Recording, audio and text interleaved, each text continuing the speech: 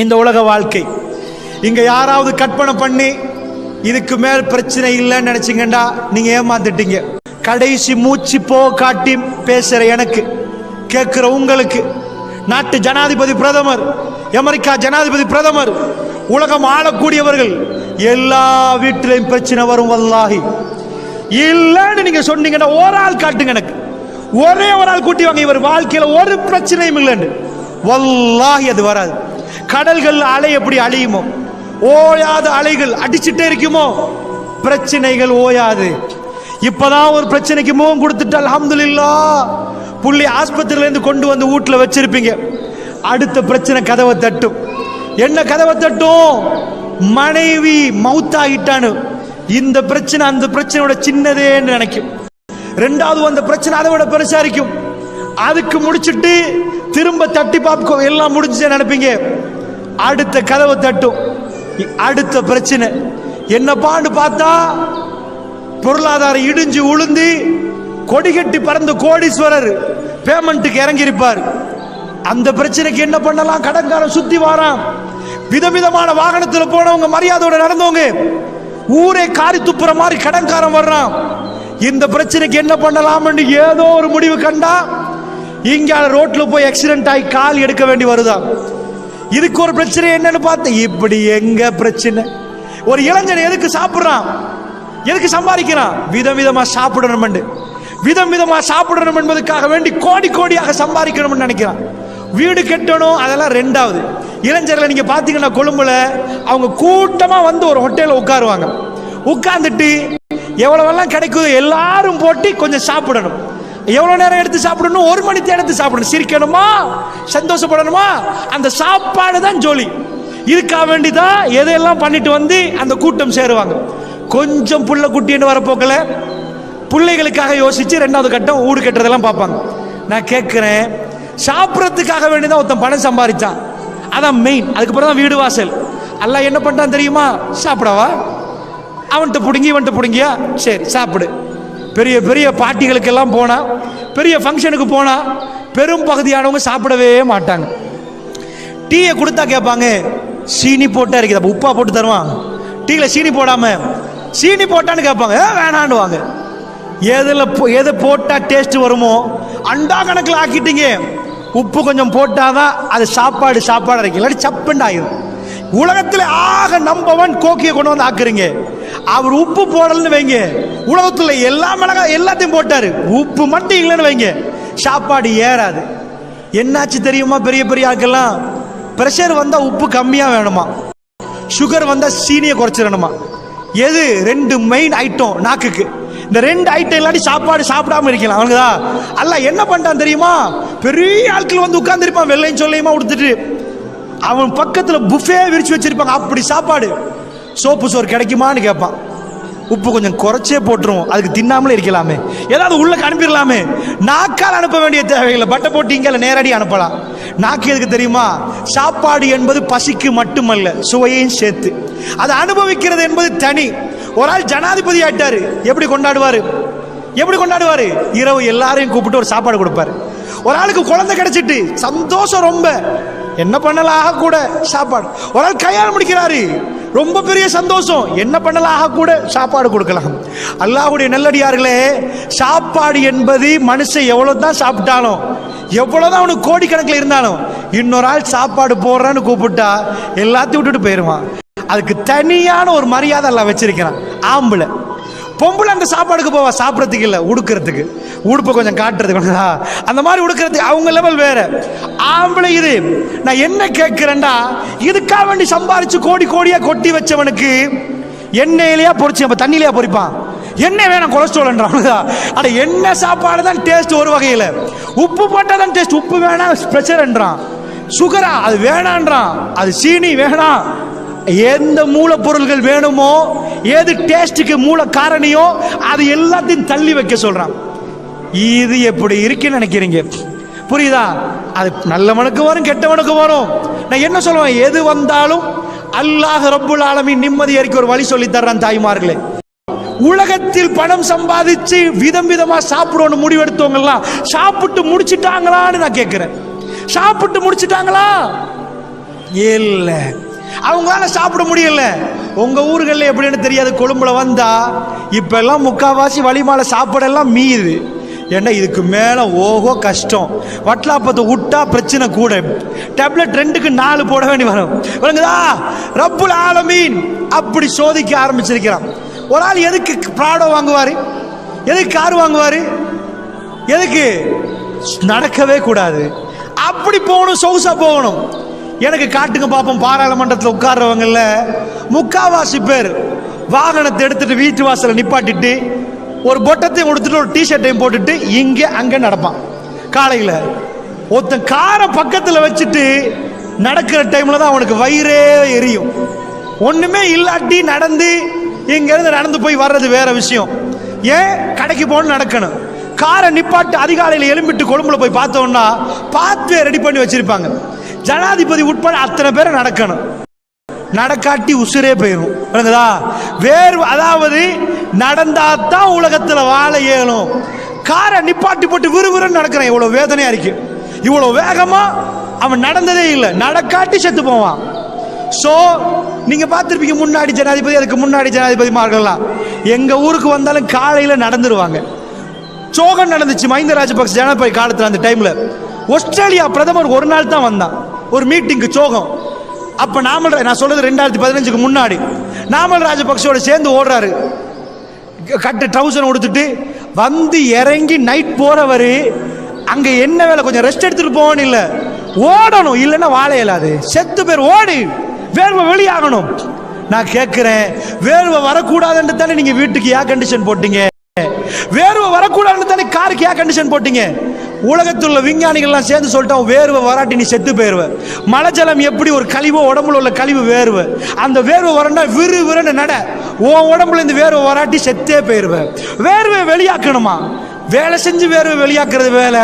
வேர்வை வராம இருந்தனால நடந்து வேர்வை வெளியாக்கு. நான் சொல்றது புரியுதா உங்களுக்கு? தாய்மார்களே, முற்றுப்புள்ளி வைப்போம்.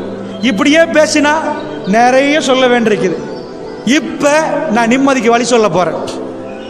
அல்லாஹ் மீது ஆணையாக, நீங்க உட்கார்ந்து கூடி கூடி கூடி பேசினாலும், உலகம் உங்களுக்கு முழு பலத்தையும் தந்தாலும், நீங்க தான் உலகத்தை ஆள போறேன்னு தந்தாலும், உங்க அக்கவுண்ட்ல கோடி எண்ண முடியாத அளவுக்கு கோடி கணக்கில் சொத்து இருந்தாலும், வல்லாஹி என்ன ஆகும்?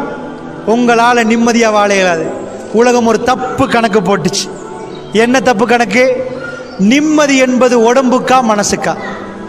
சொல்லுங்க. நிம்மதி உடம்புக்கா மனசுக்கா? மௌலவி, மனசுக்கு. நிம்மதி உடம்புக்கு இல்ல, மனசுக்கு.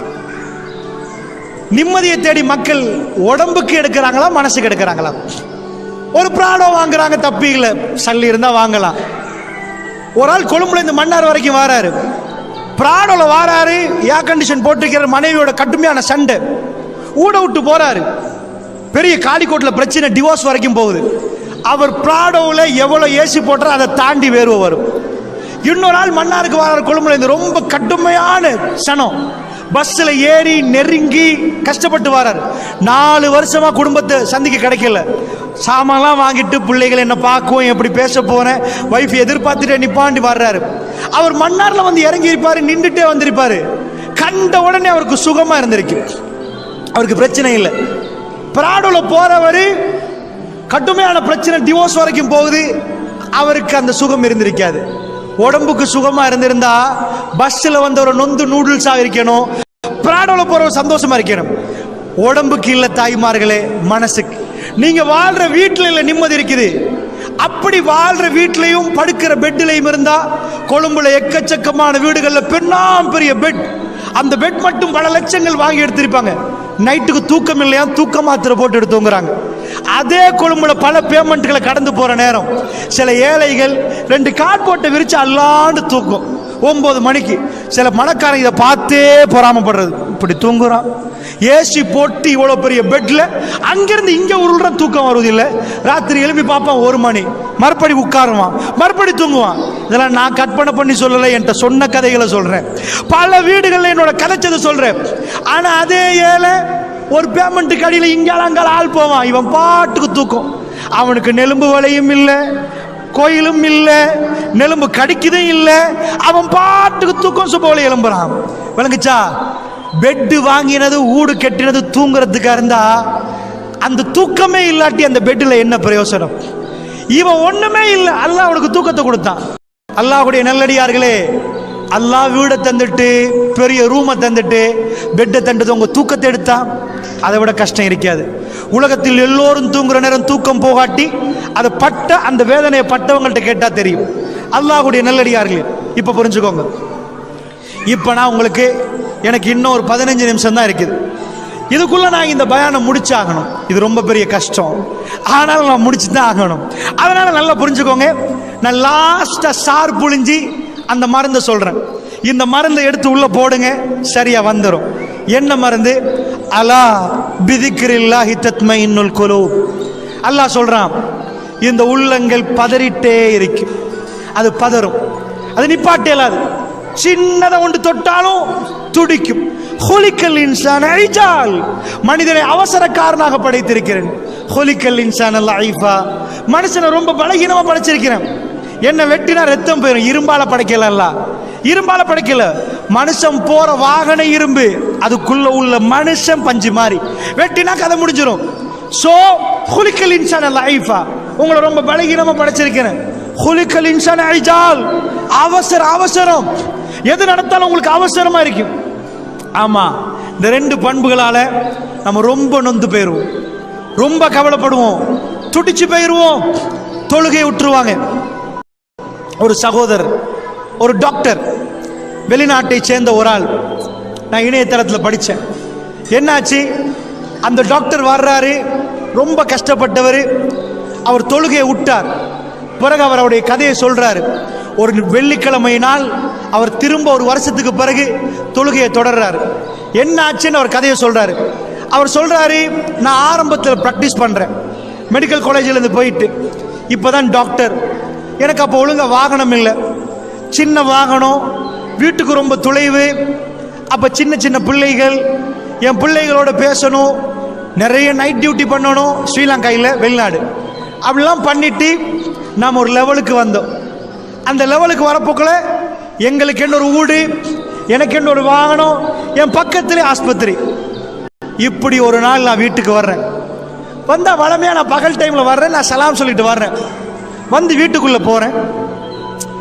அந்த டைம்ல சில வேளை உம்மா பிள்ளைகள்லாம் தூங்குவாங்க, சத்தத்துக்கு பதில் வரல, தூங்குறாங்க போல. நான் டிஸ்டர்ப் பண்ணக்கூடாதுண்டு என் லேப்டாப்பை திறந்து நான் சில இமெயில்கள் அனுப்பினேன்.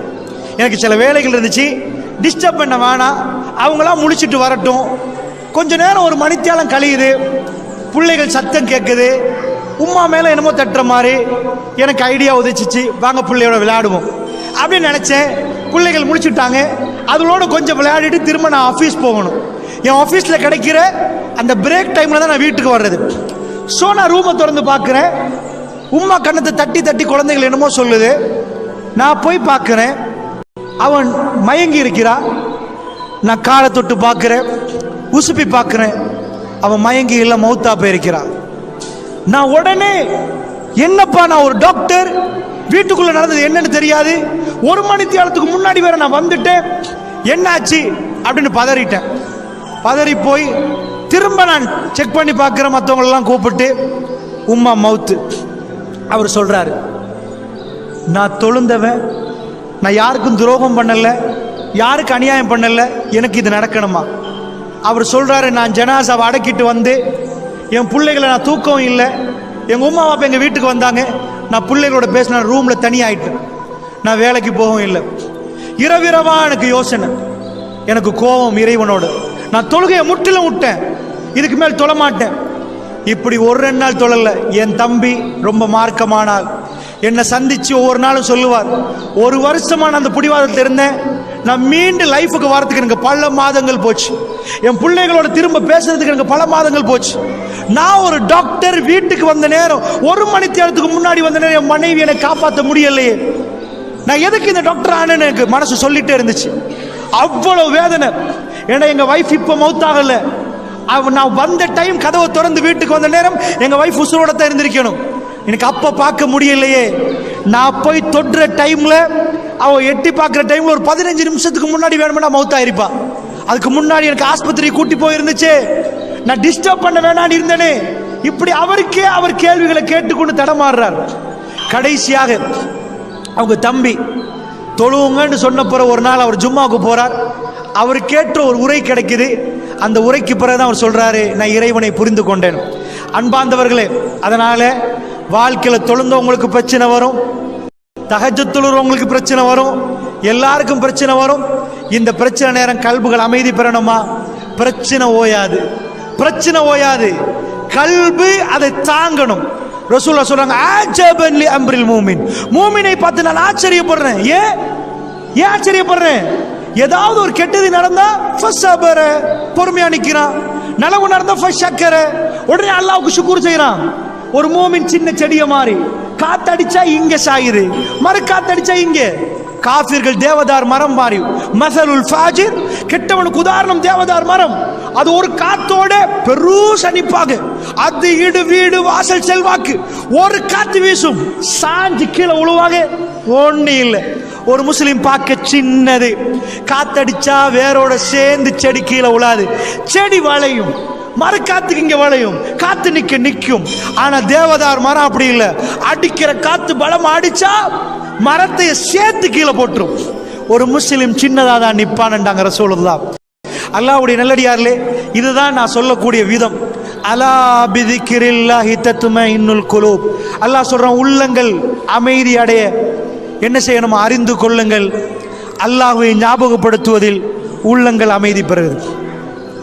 அல்லாஹ்வை எவ்வளவு ஞாபகப்படுத்துறோமோ அவ்வளவுக்கு உள்ளம் அமைதி பெறும். அதுக்கு அர்த்தம் என்ன? அர்த்தம் என்ன? அல்லாஹ்வை ஞாபகப்படுத்துறேன்னு என்ன அர்த்தம்? இதுதான் பெரிய அர்த்தம் இருக்குது. ஒரு விளக்கம் சொல்றேன். நானும் நீங்களும் முஸ்லீமா இருந்தா நீங்க முழு குர்ஆனையும் படிங்க, முழு ஹதீஸையும் படிங்க. அங்க ஒரு இடத்துல கூட நீங்க காட்ட மாட்டீங்க மூமீன்களை அல்லாஹ் தொங்க விட்டான்னு காட்ட மாட்டீங்க. உங்க பிள்ளைகள் உங்களுக்கு துரோகம் செய்யலாம், சில வேளை உங்களை முதியோர் இல்லத்தில் அனுப்பலாம். இன்றைக்கு எக்கச்சக்கமான முதியோர் இல்லத்தில் அனுப்பி வச்சிருக்கிறாங்க.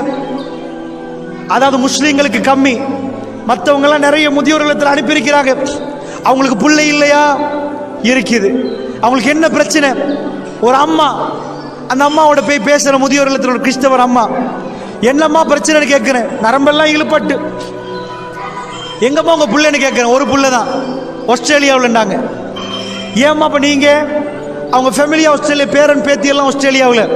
அந்த அம்மாட்ட கேட்டேன், அம்மா அப்படி என்ன உங்களுக்கு என்னம்மா எப்படின்னு கதைச்சிட்டே போறோம். அந்த அம்மா ஒரு வார்த்தை சொன்னாங்க, தம்பி எனக்கு ஒரு உதவி பண்ணலாமான்னு கேட்டாங்க. என்னம்மான்னு கேட்டேன். எனக்கு என் மகனை லாஸ்ட்டாக ஒரு தடவை பார்க்கணும், நான் சாக முன்னாடி கொண்டு வரலாமான்னு கேட்டாங்க. நான் அசந்து போயிட்டேன். ஆஸ்திரேலியாவை கொண்டு போய் அவங்க புள்ளைய எப்படி கொண்டு வந்து அவங்க முன்னாடி காட்டுறது? ஒரு உம்மாவுக்கு என்றைக்கும் புள்ள தான். சாகர கட்டத்திலையும் புள்ளைய பார்க்கணும்னு துடிக்கிறாங்க. அவ்வளோ இறக்கம் இருக்கிற ஆண்டுக்கு ஷொக் ஆயிட்டேன். இந்த உம்மா ஏசோன்னு நினைச்சேன், ஆனா புள்ளைய நினைச்ச அந்த அம்மா கண்ணீர் வடிக்கிறாங்க. இதான் தாய். அந்த தாயை கொண்டு போய் முதியோர் இல்லத்தில் போட்டவங்க இருக்கிறாங்க. அந்த தாய் சின்ன வயசுல அணையாடம் மாத்தி ஆடைகள் மாத்தின தாயை இன்னொரு 4 பேர் பார்க்கட்டும், நீங்க எல்லாம் முதியோர் இல்லத்தில் போங்க, வீட்டில் இருந்தா ரொம்ப தொல்லை என்று நினைச்சு போட்டவங்க இருக்கிறாங்க. அன்பார்ந்தவங்களை, அதனால சொல்றேன், நீங்க பெத்தெடுத்த பிள்ளைகள் உங்களுக்கு துரோகம் செய்யலாம். நான் தம்பி தாத்தா தங்கச்சி சொத்துக்காக பிரியலாம், நிறைய பிரச்சனைகள் நடக்கலாம். நீங்க நம்பி இருந்த நண்பர்கள் உங்களுக்கு துரோகம் பண்ணலாம். நீங்க நம்பின ஒரு கூட்டம் உங்களை நடு சந்தையில் தெருவில் நிப்பாட்டி விட்டு போகலாம். ஆனால் ஒரே ஒருவன், உங்களை படைச்சவன், குழந்தை வெளியே வந்த பிறகு குழந்தை அழுவும். அந்த நேரம் நீங்க பெண்ணாக நின்றீங்க, சாதாரண பொம்பளை, சாப்பிட்டா எல்லாம் மலஜலமா போகும். ஆனா குழந்தை அழுகுறனால உங்களுக்கு இந்த தாய்ப்பால் அல்லாஹ் தந்தான். நீங்க சாப்பிட்டதுல ஒரு சேமிப்பு நடந்து குழந்தைக்காக வேண்டி அந்த தாய்ப்பால் அல்லாஹ் வச்சிருந்தான். நீங்க கொடுக்க ஆரம்பிச்சீங்க. அந்த ரப்புல் ஆலமீன் அவன் என்ன பண்ணுவானாம்? கைவிடவே மாட்டானாம். பிரச்சனைக்கு மேல் பிரச்சனை தந்ததுக்கு பிறகு லாஸ்ட் வருவானாம். நான் இருக்கிறேன்ப்பா, உனக்கு என்ன பிரச்சனை, நான் வர்றேன். லாஸ்டா அல்லாஹ் உதவி பண்ணுவானாம். ஒரே ஒரு விஷயத்தை சொல்றேன் கேளுங்க. ரசூலுல்லாஹ்வை 40 வருஷத்துக்கு பிறகு சொல்றாங்க, நான் அல்லாஹ்வுடைய தூதர். எப்படி இருந்திருக்கேன்னு நினைச்சு பாருங்க. உங்க வீட்டில் பக்கத்தில் ஒரு ஆள், அவர் என்ன பண்றாரு? கதவை தட்டுறாரு. கதவை தட்டிட்டு சொல்றாரு, 40 வருஷம் உங்களோட இருக்கிறாரு. அவர் பாடசாலைகளுக்கு போனது இல்லை, எழுத தெரியாது, படிக்க தெரியாது. ஒரு நாள் ராத்திரிக்கு வாராரு வீட்டுக்கு. கதவை தட்டி சொல்றாரு, ஏய் நான் இறை தூதர் தெரியுமா? நீங்க அவரை பார்த்துட்டு மூளை சரியில்லையோ, நல்லதானே இருந்தாரு, என்ன இறை தூதர் என்றாரு? இந்த ஆள் அடுத்து விட்டால் இத மாதிரி மக்கத்து காஃபிர்கள் பார்த்தாங்க. மஜ்னூன், பைத்தியமா, மூளை குழம்பிட்டா, சும்மா உட்கார்ந்தவரு, ஸ்கூல் கூட போகல, கதவை தட்டி நான் இறை தூதரை ஏத்துக்கோங்கடா, எப்படி ஏத்துக்கொள்றது? இப்படி கேட்க ஆரம்பிச்சாங்க. அதனால அல்லாஹ் இவர் இறை தூதர் சும்மா ஏத்துக்கோங்கன்னு சொல்லல, நிறைய காரியங்களை வச்சு தான் ஏத்துக்கோங்கண்டா. உங்க வீட்டை தட்டுறவர் சும்மா தட்டிருப்பாரு. ரசூலுல்லாஹ் நிறைய மோஜிசாத்துகள் பண்ணினாங்க. ஒரு புறம் அல்லாஹ்வுடைய தூதர் இப்படிதான் பண்ணினாங்க. ஆரம்பத்தில் மக்கள்கிட்ட போறாங்க, ஏத்துக்கோங்கன்றாங்க. இதுக்கு பிறகு என்ன நடந்துச்சுண்டா, ரசூலுல்லாஹ் ஒரு கொள்கையில பிடிவாதம் பண்ணாங்க. சிலை பிழைகள், சிலை வணக்கம் பிழைண்டாங்க, அது தப்புன்னாங்க. இறைவன் மேல இருக்கிறான், அவனை கண்டிங்களா, எப்படி அவனுக்கு உருவம் வடிப்பீங்கன்னு கேட்டாங்க. இப்படி எல்லாம் கேட்டு ரசூலுல்லாஹ் மக்களை நல்வழிப்படுத்த ஆரம்பிச்சாங்க. நல்வழிப்படுத்துற நேரம் அந்த கூட்டம் குழம்பிட்டாங்க. என்ன, எங்க அப்பம் பாட்டை எல்லாம் வணங்கினதை விட்டுட்டு விட சொல்றீங்களா? இங்க அல்லாஹ் மட்டும் வணங்க சொல்றீங்களா? முடியாதுன்ட்டாங்க. அவங்க எல்லாரும் ரசூலுல்லாஹ்வுக்கு எதிராக போர்க்கொடி தூக்கினாங்க. அவங்க எல்லாம் ஒரு முடிவு செஞ்சாங்க, இவரை வாழ விட கூடாதுன்னு முடிவு செஞ்சாங்க. நாங்க இது எதுக்கு சொல்றோம் தெரியுமா? யோசிச்சு பாருங்க. இன்னல்லாஹ மஅஸ்ஸாபிரீன், பொறுமையாளரோட அல்லாஹ் இருக்கிறான். 1000 பிரச்சனை வரட்டும், பிரச்சனைக்கு தீர்வு கொடுக்க ஒருத்தர் உங்களுக்கு பக்கத்துல நின்றா நீங்க ஏன் கவலைப்படுறீங்க? நீங்க ஏன் பயப்படுறீங்க? பெருமானார் ஸல்லல்லாஹு அலைஹி வஸல்லம் என்ன செய்றாங்க? அல்லாஹ் சொல்றான், நபியே உங்களை கொல்ல போறாங்க, போங்க. எப்படி போகணும்? உங்க ஊர் மக்களை நேரத்தோட அனுப்புங்க. 90களில் இந்த ஊர்ல ஒரே நாள்ல உங்களை அனுப்பினாங்க. உடுத்த உடுப்போட பேக்கோட நீங்க கிளம்பி போனீங்க. எதுக்கு போனீங்க? உசிரி இருந்தா போன சொத்தை திரும்ப சம்பாதிக்கலான்னு. சஹாபாக்கள் அப்படிதான் போனாங்க. எல்லாம் காலி போங்கன்ட்டாங்க, அனுப்பிட்டாங்க. ரசூலுல்லாஹ் இருக்கிறாங்க. அல்லாஹ் சொன்னார், நபியே நீங்க போகாது, நீங்க இருங்க. நான் கேட்கிறேன், யாருக்காக பகை வந்துச்சோ, யாரை கொல்லலாம், யாருக்காக சண்டை பிடிக்கிறாங்களோ அந்த நபி அல்லாஹ் உட்கார வைக்கிறான். சஹாபாக்கள் ஒரு பகுதி அனுப்பிட்ட நேரத்தோடு நீங்க போங்க. அச்சுறுத்தல் நபிக்கு, இந்த சஹாபாக்களுக்கு. இப்ப ரசூலுல்லாஹ் இருக்கிறாங்க. சரி, என்ன நடந்திருக்கணும்? சரிப்பா, நீங்க எல்லாம் பாடி கார்டு மாதிரி இருங்க, எனக்கு தான் பிரச்சனை கூட. இல்லப்பா நீங்க முந்துங்க, அல்லாஹ் உங்களுக்கு அனுமதி தந்தா, எனக்கு அல்லாஹ் அனுமதி தரல, நான் இருந்து தான் அவங்களோட மக்கள்ட்டாங்க. எனக்கு அல்லாஹ் மெசேஜ் தர காட்டு நான் இருக்கணும். இப்ப யார் இருக்குது? கொஞ்சம் தோழர்கள் இருக்கிறாங்க. அபூபக்கர் சித்திக் அவங்க, அலி பின் அபி தாலிப், கொஞ்சம் பேர் இருக்கிறாங்க. ஒரு பகுதி மதீனாவுக்கு போயிட்டாங்க, ஒரு பகுதி அபிசீனியாவுக்கு போயிட்டாங்க. இப்ப என்ன ஆகுது? ரசூலுல்லாஹ் அல்லாஹ் வகை அறிவிக்கிறான், நபியே கிளம்புங்க. எப்ப கிளம்புங்கன்றான்? எல்லாம் சேர்ந்து மஷூரா. இவர் கை பலகீனமாயிட்டு இப்ப, ஏன்னா இவரோட இருந்த சகாக்களே போயிட்டாங்க, அனுப்பி வச்சிட்டார். இவர் எப்படிப்பட்ட ஆள்? இவருக்கு மூளை இருக்குதா? இவரையாவது இருந்தா பிரபாகர் என்ன செஞ்சான்? வெள்ளமுள்ளி வாய்க்கால்ல லாஸ்ட் மக்களை எடுத்து எடுத்து எடுத்து எடுத்து அவனோட மக்களை வச்சு கொண்டான். ஏன்? அந்த மக்கள் இருந்தா தான் அவனுக்கு பாதுகாப்பு. சோ அவன் லாஸ்ட் வரைக்கும் சஹாக்களை விடல, சஹாக்கள் அவன் பக்கத்துல நிக்கணும். ரசூலுல்லாஹ் என்ன பண்ணிட்டாங்க? சஹாபாக்களை முன்னாடி அனுப்பி, நீங்க போங்கம்மா, அல்லாஹ் என்னோட இருக்கிறான். காஃபிர்களுக்கு இப்போ ஒரு சான்ஸ், இவரை கொன்றுவோம், இவரை காலி பண்ணுவோம். நைட் மஷூரா பண்றாங்க. 7 வானத்திலிருந்து அல்லாஹ் ரப்புல் ஆலமீன் மெசேஜ் அனுப்புறான். என்ன மெசேஜ் அனுப்புறான்? நபியே நீங்க போங்க. எப்படி போகணும்? அபூபக்கர் ரலியல்லாஹு அன்ஹு போகணும். என்ன, மக்காவிலிருந்து மதீனாவுக்கு கிட்டத்தட்ட 9 நாள் சிம்பிளா வலப்போடி பிடிக்கலாம். இவங்களுக்கு மட்டும்தான் ரோட் தெரியுமா? மத்த யாருக்கு ரோட் தெரியாதா? இங்க இருந்து நான் நடந்து போறேன்னு வைங்க, அல்லது ஸ்லோவா போற ஒரு வாகனத்துல போறேன்னு வைங்க, நான் போனா எப்படி போவேன்? என்ன பிடிக்கல, முருகனுக்கு போற வழியில நீங்க பிடிக்க மாட்டீங்க, சிம்பிளா பிடிப்பீங்க. நீங்க ஊர் வாசிகள். ரசூல் அபூபக்கர் நைட்டுக்கு வர்றாங்க, வாங்க போவோம் அப்படின்ட்டாங்க. அல்லாஹ் சொல்ற, நபியே உங்களை நான் பாதுகாப்பு, உங்களுக்கு நான் பாதுகாப்பு. 7 மண்டை ஏதாவது பண்ண பார்ப்போம். பிரச்சனையை உச்ச கட்டத்துக்கு அல்லாஹ் எடுப்பான், எடுத்து போட்டு அவன் இருக்கிறான் என்பதை காட்டுவான். இதான் அல்லாஹ்ட சுன்னா. அல்லாஹ்ட வழிமுறை என்ன? உலகமே சேரும், கொல்லுவோம் கொல்லுவோம் இல்ல. மதீனாவுக்கு வந்தாங்க. பத்ர்ல அபூ ஜஹல், உத்பா, ஷைபா, உமையா, மக்காவுடைய தலைவர்கள் காலி. வந்த எல்லாம் காலி. ரசூல கிட்ட போய் கேட்கிறாங்க செத்த உடம்புகள்கிட்ட, ஹல் வஜத்தும் மா வஅத ரப்புக்கும் ஹக்கா, உங்க ரப்புடைய வாக்குறுதி உண்மைன்னு இப்ப புரியுறீங்களா? செத்து போயிட்டாங்க. மக்காவுடைய தலைவர் காலி. ரெண்டா உஹது. அவ்வளவு தூரத்துல இருந்து வர்றாங்க. எதுக்கு வந்தாங்க தெரியுமா? அபூஜஹல் மகன் இக்ரிமா பின் அபூஜஹல். அபூஜஹல் வாரான். யாரு? இக்ரிமா வாரான். வாப்பாவை கொண்டியா கொல்லுவேன். கிட்ட வந்தார்கள், அடித்தார்கள். ரசூலுல்லாஹ்வுடைய பல்லு உடைஞ்சிச்சு, நெத்தியால ரத்தம் போகுது. வல்லாஹு யஸ்முக மினன் நாஸ், நபியே மனிதர்கள்ட்ட இருந்து அல்லாஹ் உங்களை பாதுகாப்பான். ரசூலுல்லாஹ் லாஸ்ட் வரைக்கும் அவங்க வீட்டில் மௌத்தாகிறாங்களே தவிர அவர்களை தேடினார்கள். 10,000 பேர் படை கிளம்பி வந்தாங்க. அஹ்ஸாப் 10,000 பேர். அவங்களுக்கு என்ன வேணும்? மதீனாவை ரவுண்ட் அப் பண்ணிட்டாங்க. இவரை வாழ வைக்க கூடாது, இவரை காலி பண்ணணும். எப்படி இருக்கு உங்க ஊரை ரவுண்ட் அப் பண்ணினா சாவடி போண்டு ரசூல் எப்படி நிக்கிறாங்க? அல்லாஹ் ஜல்ல ஷானுஹு வ தஆலா ரசூலுல்லாஹ்வை பாதுகாக்கிறான். உங்களுக்கு புரியுதா? அல்லாஹ் கைவிட்டானா பாதுகாத்தானா? இப்ப சொல்றேன், வல்லாஹி எனக்கும் உங்களுக்கும் பிரச்சனை நிக்காது. சஜதாவுல உளுந்த எங்களை அல்லாஹ் ஒரு நாளும் கைவிட மாட்டான். பிரச்சனையோட முடிவு சுகமா இருக்கு. நாங்க அல்லாஹ்வை மறுத்து போனா பிரச்சனையோட முடிவு கசப்பா இருக்கு. தாங்குற இதயத்தை தருவான் அல்லாஹ், தாக்கு பிடிக்கிற சக்தியை தருவான் அல்லாஹ். ரசூலுல்லாஹ் கையில குழந்தை ஜனாசா. இப்ராஹிம் மௌத்தா போறாரு, கடைசி ஆம்பளை புள்ள. ரசூலுல்லாஹ் இப்ராஹிம் ஏன் பேர் வச்சாங்க? இப்ராஹிம் நபி மாறி வரணும், அவ்வளவு இறக்கும். குழந்தைய கொண்டு வராங்க. 18 மாசம் 1.5 வயசு, மூச்சு திணறுது குழந்தை. ரசூலுல்லாஹ் கையில குழந்தை, கண்ணால ஓடுது ரசூலுல்லாஹ். ஏண்டா லாஸ்ட் கிடைச்ச ஆம்பளை புள்ள. அப்துல்லா முடிஞ்சு, காசி முடிஞ்சு, இப்ராஹிம் இது லாஸ்ட் கிடைச்ச ஆம்பளை புள்ள. ரசூலுல்லாஹ் கண்ணால ஓடுது. சஹாபாக்கள் கேட்டாங்க, யா ரசூலல்லாஹ் நீங்க துனியா களமாட்டீங்களே, ஆகிராவு கழுவாரு ரசூலுல்லாஹ். அவங்க சொன்னாங்க, யர்ஹம் யுர்ஹம், இரக்கம் காட்டினால் இதுக்கு இரக்கம் காட்டினா அங்க இரக்கம் கிடைக்க மாட்டாங்க. என்னாச்சு? ரசூலுல்லாஹ் ஜனாசாவை அடக்கினாங்க. ஆனா ரசூலுல்லாஹ் அல்லாஹ்வை இன்னும் நெருங்கினாங்க. ஏன்? அந்த கல்புக்கு நிம்மதி அல்லாஹ் இறக்கி இருந்தாங்க. ஜனாசாவை கையில வச்சு உங்க ஊர்ல யாராவது பயான் பண்ற மௌலவியை காட்டலுமா? திடீரென்று சூரிய கிரணம் வந்துட்டு இருட்டாச்சு. மக்கள் பேசுறாங்க, ரசூலுல்லாஹ் மகன் மௌத்துக்கு வானமே துக்கம் அனுஷ்டிட்டு நிக்குதுப்பா. ரசூலுல்லாஹ் எழும்பி சொல்றாங்க, ஜனாசா கையில இருந்தா யாராவது இந்த நேரத்தில் பயான் பண்ணுவாங்களா? எதையாவது பேசி தொலையட்டும்.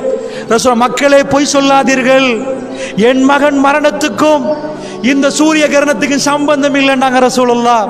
அது அல்லாஹ்வின் விதி பிரகாரம் அப்பப்ப நடப்பது. யார் சூரிய கிரணத்தை சந்திக்கிறீர்களோ அவர் தொழட்டும், அவர் துஆ செய்யட்டும், அவர் தர்மம் செய்யட்டும்.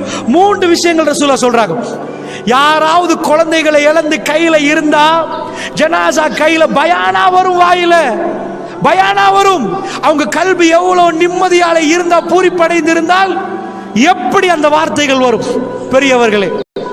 அதனால் அல்லாஹ்வுடைய நல்லடியார்களே, நான் எப்பொழுதும் என்ன உங்களுக்கு சொல்றேன், எனக்கும் உங்களுக்கும் சேர்த்து இந்த உலகத்தில் எந்த மனிதனுக்கும் பிரச்சனை வராத ஒரு நாள் வராது. நீங்க கற்பனை பண்ற சம்பளத்திலேயோ, பணத்திலேயோ, வீடுலையோ, வாசல்லையோ, தோட்டத்திலேயோ, துறவுலையோ, வேற எதுலையோ உங்களுக்கு நிம்மதி கிடைக்காது. ரஹ்மான் உங்களோட இருந்தால் அவன் சொல்றான், வலனபுலுவன்னக்கும் பிஷைஇம் மினல் கௌஃப் வல் ஜூ' வ நக்ஸிம் மினல் அம்வாலி வல் அன்ஃபுஸ் வஸ் ஸமராத் வபஷ்ஷிரிஸ் ஸாபிரீன். உங்களை நாங்க சோதிப்போம். எப்படி? கொஞ்சம் பசியை தருவோம், பயத்தை தருவோம், 4 பேரை 3 பேர் ஆக்குவோம், எல்லாத்தையும் குறைப்போம், உங்க தோட்டம் துறவுல குறைச்சுப்போம். இப்படி எல்லாம் சோதிக்கிற நேரம் வபஷ்ஷிரிஸ் ஸாபிரீன், நபியே ரகசியத்தை சொல்லித்தானே, பொறுமையா அல்லாஹ் என்ன கைவிட மாட்டான், என் ரப்பு என்ன கைவிட மாட்டான், ஒரு நாளும் கைவிட மாட்டான். யாரு நம்புறார்களோ அவங்கள்ட்ட போய் சுபசோபனம் சொல்லுங்கள், அவர்கள் என்னை கண்டுகொள்வார்கள். நபியே ஃபபஷ்ஷிரிஸ் ஸாபிரீன், அவர்கள்ட்ட போய் சுபசோபனம் சொல்லுங்க. அல்லாஹ் பிராடோ வச்சவங்களுக்கு சுபசோபனம் சொல்லி அனுப்பல. யார் இழந்துட்டு என் ரப்பு என்ன விட மாட்டான், அவன் எனக்கு பாதுகாப்பு, அவன் நிச்சயமா எனக்கு பாதுகாப்பு உத்தரவாதம் என்று நம்புறானோ, நபி அவர்களை நான் கைவிட மாட்டேன், ஒரு நாளும் இல்லை. இன்னல்லாஹ மஅஸ் ஸாபிரீன், பொறுமையாளர்களோடு அல்லாஹ் இருக்கிறான்.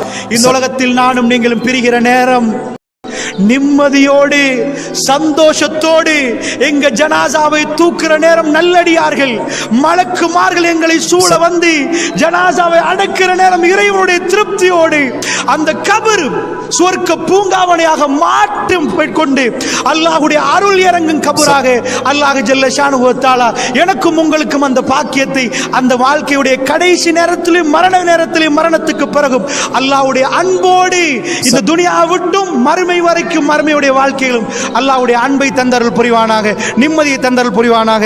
அலா பிதிக்ரில்லாஹி தத்மைனுல் குலூப். அறிந்து கொள்ளுங்கள், அல்லாஹ்வை ஞாபகப்படுத்தி உள்ளங்கள் அமைதி பெறும். இது அத்தனையும் அல்லாஹ்வுடைய செயற்பாடு. சுப்ஹானல்லாஹ் என்கிற அல்ஹம்துலில்லாஹ் என்று சொல்லுங்க, அல்லாஹ் அக்பர் என்று சொல்லுங்க, உணர்ந்து சொல்லுங்க. அல்லாஹ் ஜல்ல ஷானுஹு வ தஆலா நம் அனைவருக்கும் நிம்மதியை தந்தருள் புரிவானாக.